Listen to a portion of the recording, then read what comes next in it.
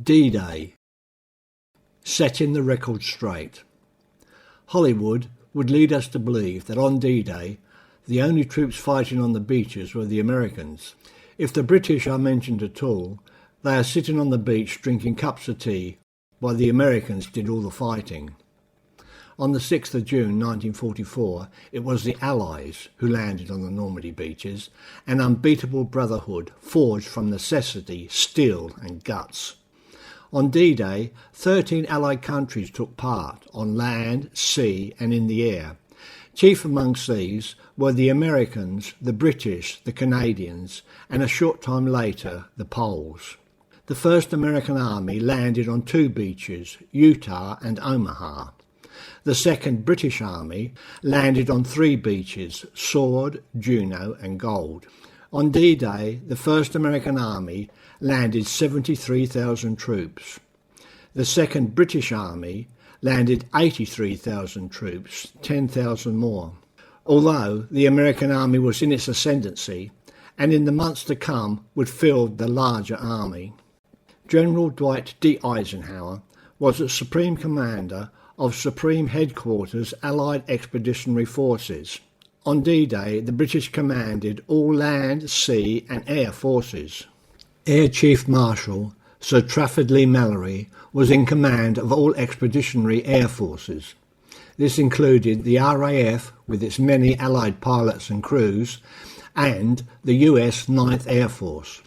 Admiral Sir Bertram Ramsay was in command of all expeditionary naval forces, both the Royal Navy and the attached Allied ships, and the US Navy's Western Task Force. General Bernard Montgomery was in command of the 21st Army Group, which consisted of the British 2nd Army, including the Canadians, and the US 1st Army. Montgomery commanded all ground forces on D-Day, and for 3 months following. He was in command when a large part of the German army was destroyed at Falaise. He was in command until the 1st of September 1944. By then, the Allied armies had broken out of Normandy and the enemy in full retreat. On June 1, 1944, Admiral Bertram Ramsay assumed operational command of all naval forces, British, US and other Allied nations allocated to Operation Neptune. He was responsible for the bombardment of enemy shore positions and delivering the army and all its equipment to the invasion beaches. Of the 1,213 warships involved, 200 were American, 892 were British.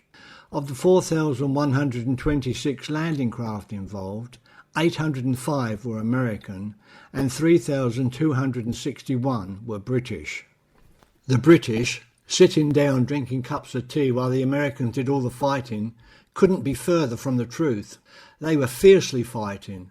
The Glasgow Highlanders lost a quarter of their strength in a single day. It was Montgomery's plan for the British to take on the might of the German panzer divisions while the Americans broke out of the bridgehead. By the end of June 1944, almost all German armoured forces in Normandy were concentrated on the British front. The British 2nd Army, which included the Canadians and the Poles, were fighting 10 German divisions, which included 6.5 panzer divisions. Facing the Americans were 1.5 panzer divisions. Montgomery had fought Rommel in North Africa. Continuous pressure wore down Rommel's armoured divisions, never allowing him to assemble them for one unstoppable smash through the Allied lines. The British 2nd Army routed the panzers and with the Americans surrounded and destroyed German Army Group B at Falaise. Eisenhower would often berate Montgomery for the slow progress of the British. Insight, bought with the blood of Canadians from the Dieppe raid, had taught the British many things. They used this knowledge when planning the Normandy invasion. Special equipment and weapons had to be designed and manufactured, specifically for the D-Day landings. A range of specialist tanks to help overcome the well-prepared German defences were developed. The Sherman was a good, plentiful and versatile tank. However, its gun was too small to pierce the armour of German Tiger tanks. The Firefly was a Sherman fitted with a 17-pound anti-tank gun capable of knocking out heavy German tanks. The DD tanks were amphibious tanks which could be launched at sea and swim to shore. The Crocodile was a flame-throwing tank which scared the hell out of the enemy, so much so that the cruiser crocodiles, if captured, were immediately executed. The Avery, Assault Vehicle Royal Engineers, had its main gun replaced by a heavy mortar which fired 40-pound projectiles capable of destroying bunkers. The Crab was a modified Sherman equipped with a rotating flail to explode mines. Dieppe had proven it would be impossible to capture a heavily defended port intact. Nevertheless, for a successful invasion, a port was required. The British designed and built two massive artificial harbours, known as mulberries, and towed them across the Channel to Normandy. And of course, shoulder to shoulder with the British, Canadians and Poles were the Americans, first-class fighting men who came in huge numbers.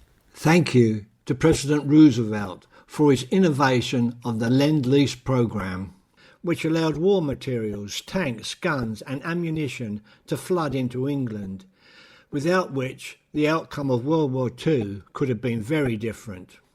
It was the Allies which landed on the Normandy beaches on the 6th of June 1944, an invincible partnership of nations, each contributing to the success of D-Day.